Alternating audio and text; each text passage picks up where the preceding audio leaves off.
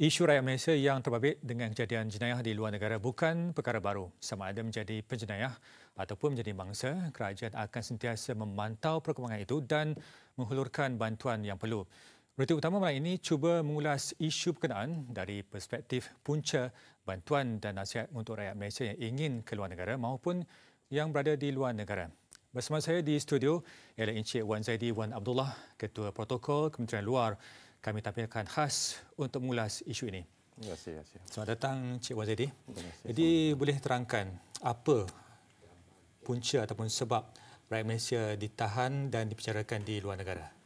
Terima kasih Yasir. Assalamualaikum dan salam sejahtera. Baru-baru ini rakyat Malaysia perhatian mereka ditarik kepada kes penahanan 47 rakyat Malaysia di Kemboja dan juga 8 rakyat Malaysia di Liberia, Afrika sana. Namun demikian, bilangan atau jumlah rakyat Malaysia bukan itu saja. Sehingga hari ini kita ada 2,601 rakyat Malaysia masih ditahan di lebih 40 negara di luar sana. Jadi statistik ataupun jumlah yang kita ada ini berbeza daripada satu negara. Yang terbanyak sekarang rakyat Malaysia ditahan di Singapura sehingga menjangkau hampir 700 orang, dan yang keduanya di Thailand lebih kurang 400 orang lebih, juga di Indonesia, diikuti dengan China dan Korea Selatan. Jadi kalau kita lihat daripada pecahan sebab-sebab mereka itu ditahan di luar negara, kalau kita tengok majoriti dalam kes ini, sehingga 1,449 orang atau 55% daripada jumlah rakyat Malaysia yang ditahan adalah berkaitan dengan kes-kes narkotik atau dadah. Jadi yang paling ramai sekali memang kesalahan sama ada menyeludup, menjadi keldai dadah ataupun ditipu. Biasa kita dengar mereka itu membawa bungkusan dan sebagainya bagi pihak orang lain, tetapi ia mengandungi dadah contohnya. Dan selain daripada itu, kesalahan penipuan ataupun dalam bahasa Inggeris kita panggil voice phishing. Mana penipuan melalui telefon, email, sosial media dan sebagainya. Itu melibatkan sehingga hampir 390 orang, dan manakala selebihnya pelbagai kesalahan-kesalahan termasuklah pemalsuan kad kredit antara yang terbesar, dan juga kesalahan-kesalahan berkaitan dengan custom dan juga immigration. Dalam kes rakyat Malaysia di Liberia, kesalahan mereka umumnya berkaitan dengan tinggal lebih masa di sana. Dalam pada masa yang sama, mereka itu juga ditipu oleh pihak yang melakukan penipuan kerja. Jadi kita melihat trend seperti itu. Jadi punca dan sebabnya terletak di situ. Maknanya kita terlalu ataupun terdedah kepada peluang-peluang untuk melakukan penyeludupan dadah, tawaran kerja di luar negara, dan juga kadang-kadang kita tidak mengetahui bahawa faktor ataupun keperluan-keperluan memenuhi syarat immigration sebagai contoh menyebabkan kita tinggal lebih masa, ataupun melakukan pekerjaan di luar negara menggunakan visa ataupun permit yang tidak sah. Jadi Cik Wan Zaidi, bila berlaku penahanan, mungkin ada bentuk bantuan yang disediakan ataupun bentuk kaunselor oleh perwakilan kita di luar negara. Jadi boleh bagi tahu apa jenis-jenis bantuan? Ya. Perwakilan Malaysia atau pejabat perwakilan Malaysia di luar negara semestinya antara tugas utama mereka adalah memberi bantuan konsuler kepada rakyat Malaysia yang mengalami kesulitan, kecemasan atau berada di tahanan.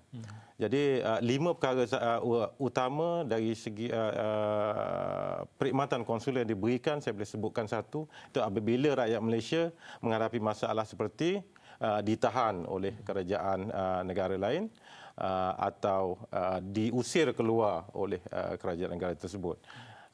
Atas sebab-sebab yang saya dah sebutkan lebih awal tadilah. Dan yang keduanya ialah disebabkan oleh kematian rakyat Malaysia di luar negara.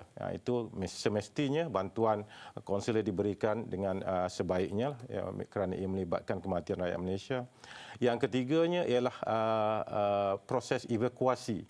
Dalam kes-kes tertentu di mana kecemasan berlaku, kecemasan yang serius seperti berlakunya peperangan, bencana alam dan juga kekacauan awam yang serius, maka apabila kerajaan mendapati bahawa pentingnya menjaga keselamatan rakyat Malaysia dengan membawa keluar rakyat Malaysia daripada negara tersebut, maka proses evakuasi akan dilakukan oleh perwakilan Malaysia di luar negara. Dan seterusnya ialah yang paling penting dan paling banyak yang kita berikan perkhidmatan ialah pengeluaran dokumen-dokumen perjalanan.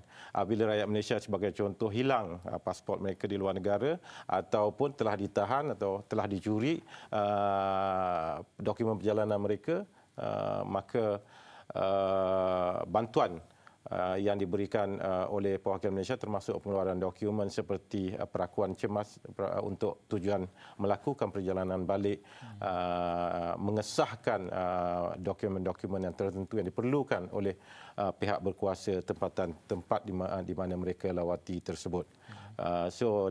Perkhidmatan-perkhidmatan ini amat penting dan secara umumnya 5 perkhidmatan ini diberikan oleh mana-mana pejabat perwakilan Malaysia di luar negara. Sama ada kedutaan ataupun konsulat semua ada. Ya. Jadi akhir sekali Cik Wan Zadi, kita nak mengelak daripada perkara seperti ini berlaku. Jadi apakah nasihat kementerian kepada rakyat Malaysia yang sebelum nak ke luar negara itulah?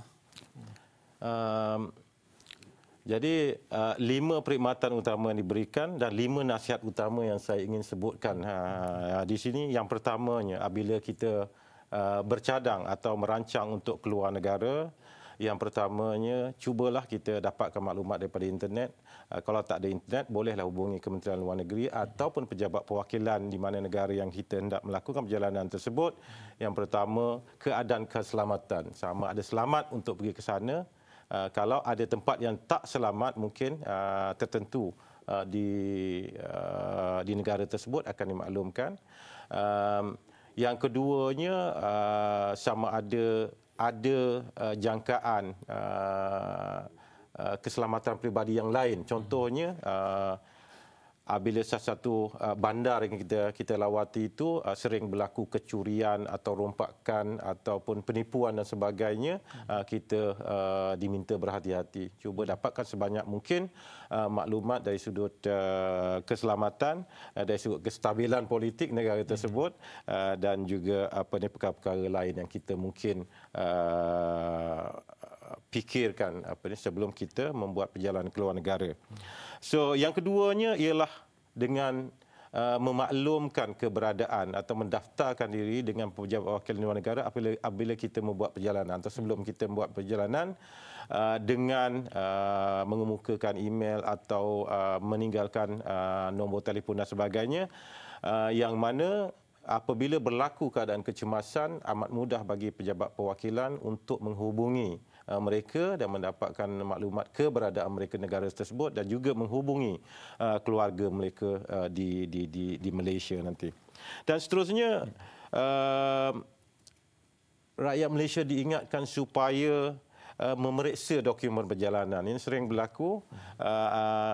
Mereka ingatkan visa atau contohnya, visa mereka masih lagi hidup, sah laku, tetapi apabila mereka berada di sana, keadaannya mereka telah ataupun tarikh sah laku visa itu telah tamat. Dan yang keduanya, mereka mendapat visa dan masuk negara yang dilawati dan kemudian melakukan pekerjaan. Jadi visa biasanya diberikan adalah untuk tujuan lawatan atau pelancong, lawatan sosial atau pelancong. Salah guna visa. tetapi menggunakan visa untuk tujuan pekerjaan dan sebagainya. Jadi itu perlu diperhatikan atau diingatkan oleh setiap rakyat Malaysia apabila mereka merancang untuk keluar negara. Dan apabila mereka ada peluang atau diberi peluang untuk keluar negara dengan ditawarkan pekerjaan. Ya, ini yang selalu berlaku dan kita pernah lihat sebelum baru-baru ini, ditawarkan pekerjaan di luar negara, kita boleh memeriksa kalau kita tidak yakin mengenai adakah tawaran itu tawaran yang sah dan sebagainya. Latar belakang. Iya, kita cuba mendapatkan latar belakang ataupun maklumat lebih mengenai syarikat atau individu yang menawarkan kita kerja di luar negara nanti.